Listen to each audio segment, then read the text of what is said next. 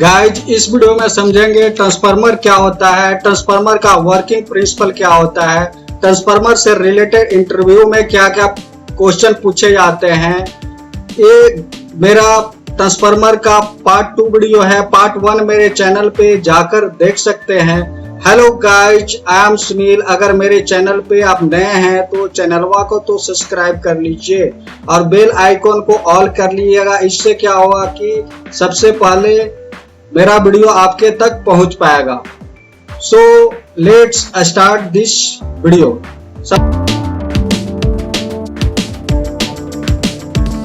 सबसे पहले समझ लेते हैं ट्रांसफार्मर क्या होता है। ट्रांसफार्मर एक ऐसा स्टैटिक डिवाइस है जो विद्युत ऊर्जा को एक सर्किट से दूसरे सर्किट में ट्रांसफर करने का काम करता है। ट्रांसफार्मर में कोई घूमने वाला पार्ट्स नहीं होता है। ट्रांसफार्मर विद्युत ऊर्जा को हाई वोल्टेज को लो वोल्टेज में, लो वोल्टेज को हाई वोल्टेज में बदलने का काम करता है। चलते हैं, आपको सरल भाषा में आपको समझाता हूं स्क्रीन पे। आपको जैसा कि आप देख रहे हैं ट्रांसफार्मर है और ये आपका मोटर है। मैं यहाँ पे ये आपका मोटर है, ये आपका ट्रांसफार्मर है, राइट। तो गाइज मोटर जो होता है हमारी इलेक्ट्रिसिटी को कंजप्शन करती है। जैसा कि मैंने मोटर में मान लिया यहाँ पे 3 फेज है ना का सप्लाई दे दिया, उसको जो करंट होगा करंट को कंजप्शन कर लेगा, यूज कर लेगा। लेकिन जो ये ट्रांसफार्मर है ये उस खुद को खर्च नहीं करता है, सप्लाई को आगे दे देता है। दोस्तों हमें ट्रांसफार्मर से ये फायदा होता है, जैसा कि आप देख रहे हैं यहाँ पे ये आपका 33,000 वोल्ट लाइन सप्लाई आ रहा है पावर प्लांट से, राइट। हमको मोटर को चलाने के लिए, इस मोटर को चलाने के लिए 415 वोल्ट और 220 वोल्ट की जरूरत पड़ती है। 415 वोल्ट फैक्ट्री में जो मोटर लगा रहता है उसको जरूरत पड़ता है, और जो अपने घरों में लगाते हैं उसको 220 वोल्ट की जरूरत पड़ती है। जो पावर प्लांट से 33,000 वोल्ट आ रहा है इससे तो चलेगा नहीं, तो इसके लिए हम ये ट्रांसफार्मर का यूज करते हैं। इस ट्रांसफार्मर से फायदा क्या होगा, इसमें चल रहा है 33,000 वोल्ट को कम करके ये 415 वोल्ट या 220 वोल्ट कर देगा, राइट। इसलिए ट्रांसफार्मर का यूज करते हैं। ट्रांसफार्मर के कई प्रकार होता है जो मैंने ऑलरेडी वीडियो बना चुका है। यहाँ आप देख सकते हैं, मेरे प्लेलिस्ट में जाकर आप देख सकते हैं कई प्रकार होता है। ट्रांसफार्मर का क्या पार्ट्स होता है, ट्रांसफार्मर का ये हमने बता चुका है, आप जाके प्लेलिस्ट में पार्ट 1। तो चलते आगे बताता हूँ। ये हमारा वोल्टेज करंट एमएमएफ, ये क्या होता है, जैसा कि आप देख रहे हैं मैं एक यहाँ पे बॉक्स को ड्रॉ करता हूँ। यहाँ मैंने एक बॉक्स को ड्रॉ कर लिया है। ये बॉक्स आपका यहाँ पे देख रहे हैं ये आयरन का बना रहता है। इसको क्या बोलते हैं, यहाँ जो मेरा मार्कर चल रहा है मैं यहाँ पे, ये क्या होता है, कोर होता है जो आयरन का बना रहता है, राइट।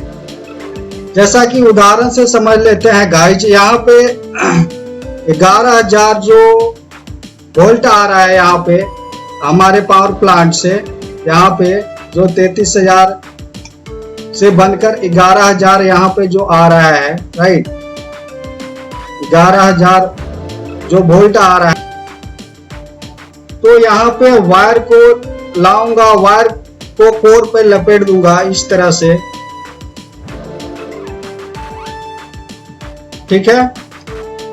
और वायर को लपेटने के बाद इधर मोटर में कनेक्ट कर सकते हैं, राइट। इधर आपको इस तरह से आप ड्रॉ करके इधर आप मोटर में इसको कनेक्ट करते हैं। दोस्तों जैसा कि मैंने इधर 11,000 वोल्ट है कनेक्ट कराया है। जैसा कि मैंने आपको बताया था, देते हैं। एक चीज ध्यान रखिएगा, ट्रांसफार्मर फ्रीक्वेंसी को कम ज्यादा नहीं करता है, ओनली वोल्टेज को कम ज्यादा करता है।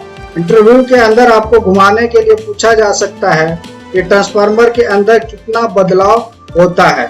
उस समय आपको जवाब देना होगा ट्रांसफार्मर में फ्रीक्वेंसी का कोई बदलाव नहीं होता है। गाइस, जैसा कि इनपुट मैंने यहाँ पे 11,000 को कनेक्ट कर दिया है ना। हमको मोटर को चलाने के लिए 440 वोल्ट की या 220 वोल्ट की जरूरत पड़ती है। तो 220 वोल्ट कहाँ से मिलेगा? तो 220 वोल्ट क्या करना पड़ेगा? स्टेप डाउन ट्रांसफार्मर हमको लगाना पड़ेगा। स्टेप डाउन ट्रांसफार्मर लगाना पड़ेगा वोल्टेज को कम करने के लिए। गाइस, सबसे पहले ट्रांसफार्मर का वर्किंग समझ लेते हैं। गाइस, यहाँ पे लिखा हुआ है वोल्टेज, ये आप देख रहे हैं वोल्टेज। वोल्टेज क्या होता है? वोल्टेज को करंट को धक्का देने का काम करता है। आई मीन वोल्टेज एक तरह का फोर्स है। सपोज एक वायर को, मान लिया मैंने ये वायर ले लिया, वायर में वोल्ट जैसी हम देंगे तो करंट क्या होगा? फॉलो होगा, राइट। इस वायर में करंट जब शुरू होगा तो आपका यहाँ पे इस तरह से करंट आपका फॉलो होना शुरू हो जाएगा। तो गाइज, आई होप आप ट्रांसफार्मर का प्रिंसिपल और ट्रांसफार्मर क्या है समझ चुके होंगे। अब समझ लेते हैं आपका MMF। जैसा कि आपको पता है, इलेक्ट्रिसिटी में दो तरह का सप्लाई होता है, AC supply and DC supply. इधर आई मीन दिख नहीं रहा होगा। AC सप्लाई होता है और DC सप्लाई होता है। AC supply and DC supply, जैसा कि हमने AC सप्लाई को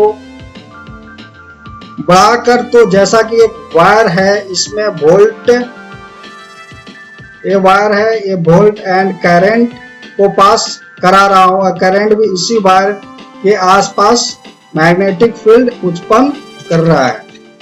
DC सप्लाई की बात नहीं करते हैं क्योंकि इसमें DC सप्लाई में MMF नहीं होता है। इसको MF को आप मैग्नेटिक मोडो फोर्स बोलते हैं। तो गाइज, आज के लिए इतना ही।